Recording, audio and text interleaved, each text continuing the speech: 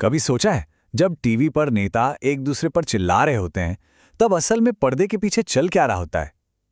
आज हम भारतीय संसद के 2025 शीतकालीन सत्र की एक ऐसी ही कहानी को समझेंगे। एक बड़ा ही दिलचस्प किस्सा, जहां ध्यान भटकाने का एक जबरदस्त खेल खेला गया। ये जो बात है ना, ये हमें ये समझने में मदद करेगी कि आखिर हुआ क्या था। और सच कहूं तो ये राजनीति को एक बिल्कुल नए और साफ नजरिए से देखने का एक बहुत ही पावरफुल तरीका है। तो चलिए राजनीति में इस शोर और संकेत के खेल को जरा समझते हैं। मतलब इन दोनों के बीच का फर्क क्या है? एक तरफ है शोर, यानी वो सब जो हमें टीवी पर दिखता है, जोरदार बहसें, इमोशनल भाषण, रैलियां। और दूसरी तरफ है संकेत, मतलब वो काम जो संसद में चुपचाप होता है, असली काम, कानून बनाना, जो हमारी जिंदगी पर सीधा असर डालता है। तो सवाल ये है कि इस विंटर सेशन में शोर क्या था? किस चीज ने मीडिया का पूरा ध्यान अपनी तरफ खींच रखा था? चलिए देखते हैं। देखिए, दो बड़े बड़े मुद्दे थे जो मीडिया में पूरी तरह छाए हुए थे।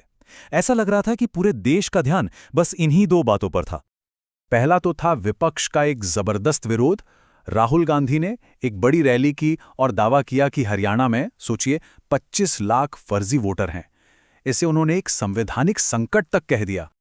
अब इसके जवाब में सरकार ने क्या किया? उन्होंने वोटर लिस्ट पर बहस नहीं की, नहीं, उन्होंने मुद्दे को ही घुमा दिया, राष्ट्रगीत वंदे मातरम की तरफ। विपक्ष पर यह आरोप लगाया गया कि वो अल्पसंख्यकों को खुश करने की कोशिश कर रहे हैं। मतलब पूरा का पूरा मुद्दा ही बदल दिया गया। तो नतीजा क्या निकला? मीडिया में जबरदस्त हंगामा, पॉलिटिकल पार्टियों के समर्थक गुस्से में। लेकिन क्या कोई कानून बदला? नहीं। ये था वो शोर, एक पॉलिटिकल ड्रामा जो सिर्फ और सिर्फ न्यूज में बना रहा। इससे कोई असल बदलाव नहीं आया। तो अब आता है असली सवाल। जब सबका ध्यान इस शोर शराबे पर था, उस वक्त पर्दे के पीछे क्या चल रहा था? वो संकेत क्या था? जिस वक्त मीडिया में ये सारी बहसें चल रही थीं, ठीक उसी वक्त संसद ने बहुत ही चुपचाप एक बेहद जरूरी बिल पास कर दिया। नाम था बीमा कानून संशोधन विधेयक। अच्छा, ये 74% का नंबर बहुत जरूरी है, इसे समझिए। पहले कोई भी विदेशी कंपनी भारत की इंश्योरेंस कंपनियों में सिर्फ 74% तक ही पैसा लगा सकती थी। इसी को हम एफडीआई या फॉरेन डायरेक्ट इन्वेस्टमेंट कहते हैं। और अब ये देखिए कितना बड़ा बदलाव हुआ। नया कानून कहता है कि विदेशी कंपनियां अब 100% की मालिक हो सकती हैं। मतलब अब उन्हें किसी इंडियन पार्टनर की कोई जरूरत नहीं।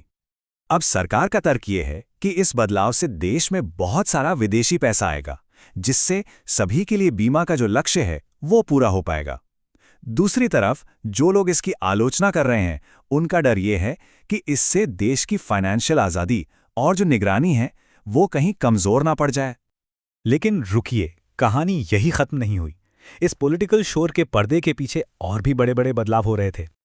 दो और बहुत बड़े कानून पास हुए। एक था शांति बिल, जो भारत के न्यूक्लियर एनर्जी सेक्टर को, सोचिए, पहली बार प्राइवेट कंपनियों के लिए खोल रहा था।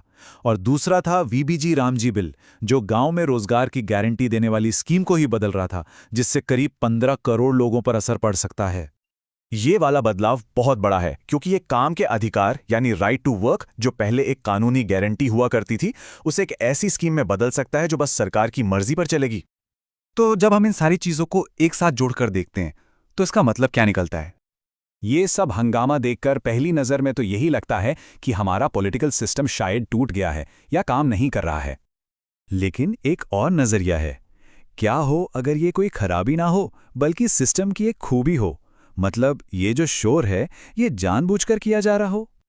ये जो पब्लिक में तमाशा होता है, ये एक तरह से एक कवर देता है, एक ऐसा पर्दा जिसके पीछे बड़े बड़े और शायद विवादित कानून भी बिना ज्यादा पब्लिक डिबेट के पास कर दिए जाते हैं।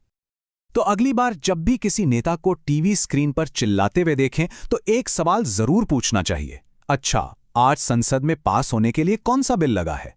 क्योंकि असली कहानी वो अक्सर इस शोर के पीछे ही छिपी होती है। और इस जादू की चाल को समझने के लिए बस थोड़ा सा जागरूक रहना ही पहला कदम है।